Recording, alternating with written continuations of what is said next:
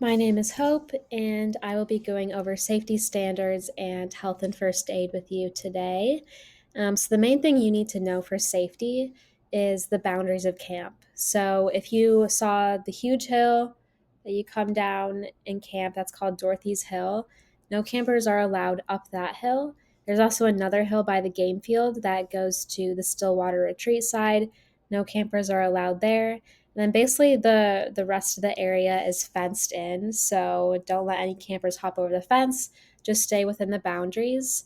Another important thing is that no boys are allowed in girl cabins and no girls are allowed in boy cabins. We have a very hard rule with this. Our past camp director used to say if there's a fire in the girls' cabins and you're a boy, you're not even allowed to go over there. We're very strict on that, and we have the separate areas for a reason there.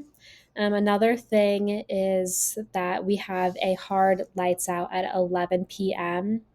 So we have a noise ordinance with the city of Croton, and we made an agreement with them that we will stop all programming and stop all activities after 11 p.m. So we want to respect our neighbors and we want to follow that. If you want to be in your cabin with your campers and just hang out with them there, stay up late, feel free to do so, but just don't be outside making a lot of noise. We will be having 1 to 4 health officers available at camp during the summertime. So, your health officers will be introduced to you at the beginning of the week, and these are the people that will be responsible for all first aid and all medication administration. So, if anything happens throughout the week, there's a first aid incident, or one of your campers needs ibuprofen or an allergy pill, let one of the staff members know and they'll be able to direct you to a health officer. With medications, all medications will be turned in at the beginning of the week. It's very important that you make sure you and all the campers in your cabin turn in medication for safety reasons. We don't want any medication to be available to campers just in their cabin. So make sure you turn that in. And then if you could also help the health officers and remind the campers when they need to take their medication. This is mainly important for the middle schoolers. Hopefully, the high schoolers will know when they need to take their medication by then. But for middle schoolers, the health officers will have to hunt them down if they don't come to take their medication. So make sure you just remind them, like, hey, you're supposed to be taking your breakfast medication. Make sure you go grab that. That really helps out the health officers. Here is a list of just some general safety. So, as a leader, your role is to just basically make sure that your camper is happy and healthy.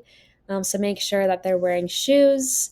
Make sure they don't have food in their cabins because we will have some little critters come on in and visit you if you do that.